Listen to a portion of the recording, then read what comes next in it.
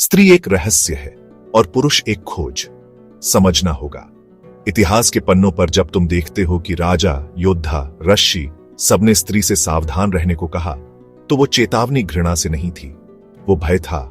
लेकिन भय हमेशा कमजोर से नहीं, बलवान से होता है। स्त्री कोई व्यक्ति नहीं है, वह ऊर्जा है, एक रहस्यमयी तरंग जो तुम्हें अपनी ओर खींचती है और तुम सोचते हो यह प्रेम है। नहीं, यह तुम्हारी सोच नहीं है, यह तुम्हारी इच्छा नहीं है, यह स्वयं तुम्हारी इच्छा शक्ति का भ्रम है। शोपेनहावर ने इसे विल कहा, एक अंधी, प्यास से भरी हुई, कभी संतुष्ट न होने वाली प्राकृतिक चाल। और स्त्री, वह इस अदृश्य इच्छा की मूरत है, एक माध्यम, प्रकृति की सबसे सुंदर चाल। स्त्री का सौंदर्य मासूम नहीं है, उसकी मुस्कान कोई दया नहीं है, उसका स्पर्श कोई संदेह नहीं है। ये सब प्रकृति की ओर से सजाए गए जाल हैं जिसमें मर्द गिरता है और फिर सोचता है कि उसने प्रेम क्यों किया। नहीं प्रिय, प्रेम तो बहाना था। वह तो केवल एक केमिस्ट्री थी, एक एवोल्यूशनरी आदेश जो तुम्हारे रोमांस में छिपा बैठा था। आदमी समझता है मैंने अपनी मर्जी से चुना है उसे, पर क्या वाकई तुम्हारी मर्जी या प्रकृति का एंशिएंट कोड जो तुमसे कहता है जा प्रजनन कर, और तुम जाते हो अपना धर्म भूलकर, अपना लक्ष्य छोड़कर, अपने सत्य को पीछे रखकर, सिर्फ उस एक क्षणिक आनंद के पीछे। क्यों? क्योंकि वह स्त्री तुम्हें जीवित महसूस कराती है। लेकिन ध्यान रहे, यह जीवन नहीं, यह प्रलोभन है। स्त्री बुरी नहीं है, वह तो खुद एक महाशक्ति का उपकरण है। उसे भी नहीं पता कि वह क्या कर रही है। वह मोहक है क्योंकि प्रकृति ने उसे ऐसा रचा है ताकि तुम उसकी ओर आकर्षित हो सको, ताकि सृष्टि चलती रहे। और यही है सबसे बड़ा मजाक। तुम सोचते हो कि तुम प्रेम कर रहे हो, जबकि तुम बस एक एंशिएंट बायोलॉजिकल गेम का हिस्सा हो। लेकिन जब तुम जाग जाओगे तो तुम्हें स्त्री में दुश्मन नहीं, दिव्यता की ऊर्जा दिखाई देगी। प्रेम तब होगा जब वह मोह नहीं रहेगा, जब स्त्री कोई जाल नहीं बल्कि ध्यान की सीढ़ी बन जाए, और तब प्रकृति हार जाएगी और तुम स्वतंत्र हो जाओगे। हर नरम स्पर्श, हर मीठा शब्द, वो कोई निर्णय नहीं है, वो कोई योजना नहीं है, वो प्रकृति की चाल है जो स्त्री के शरीर से बोलती है, बिना शब्दों के।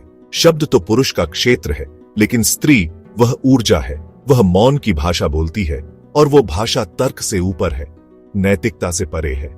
स्त्री को खुद नहीं पता होता कि वह क्या कर रही है, क्योंकि वह कर नहीं रही, वह हो रही है। और पुरुष हार जाता है क्योंकि वह लड़ता है, वो तर्क करता है। लेकिन स्त्री तो अस्तित्व है, उसे तर्क की जरूरत नहीं। उसकी आंखों में झांको, तुम पिघल जाओगे। कवि उसके लिए गीत लिखता है, सैनिक उसके लिए मरता है, बुद्धिमान उसकी मुस्कान में अपना जीवन फूंक देता है। और अगर जागा नहीं तो वही बुद्धिमान उसी स्त्री के नाम पर कुत्ते की मौत मर जाता है। शोपेनहावर ने कहा, कामना, कामुकता मौत से भी ज्यादा खतरनाक है। क्यों? क्योंकि मौत ईमानदार है, सीधी आती है और तुम्हें मिटा देती है। लेकिन स्त्री की चाहत, वो धीरे धीरे तुम्हें खत्म करती है, टुकड़ों में। पहले तुम्हारी क्लैरिटी जाती है, फिर तुम्हारा मकसद, फिर तुम्हारी आजादी, और फिर तुम्हारा तुम।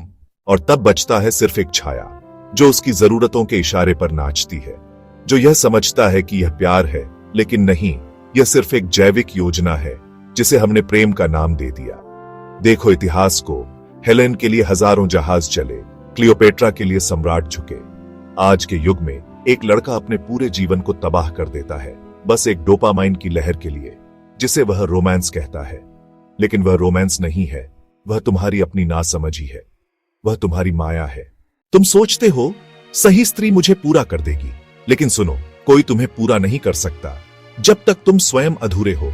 शोपेनहावर क्रोधित नहीं थे, वे सच देख रहे थे।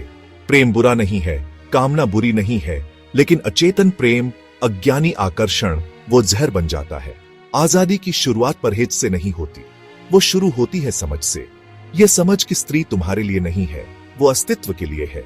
वो तुम्हारी ट्रॉफी नहीं है, वो तुम्हारी परीक्षा है। और जो इस परीक्षा को पार करता है, जो अपनी कामना को देख पाता है बिना डूबे, वो मुक्त होता है। बाकी सब तो बस डोपामाइन के गुलाम हैं, जो वासना से भरे जीवन को आजादी कहते हैं और गुलामी को प्रेम। शोपेनहावर की दृष्टि तलवार जैसी थी, निर्मम लेकिन उजली। हां, उसने प्रेम को उसके गीत से अलग किया, फूल को उसकी खुशबू से चुरा लिया और दिखा दिया वो बीज जो अंदर सड़ रहा था। साधारण मनुष्य इसे सह नहीं सकता, वह चौंकता है, तिलमिलाता है, क्योंकि वह प्रेम के स्वप्न में जीता है, यथार्थ में नहीं। पर जो जागा है, जो ऊर्ध्वगामी है, वह इस कटुता को स्वीकारता है और उससे ऊपर उठता है।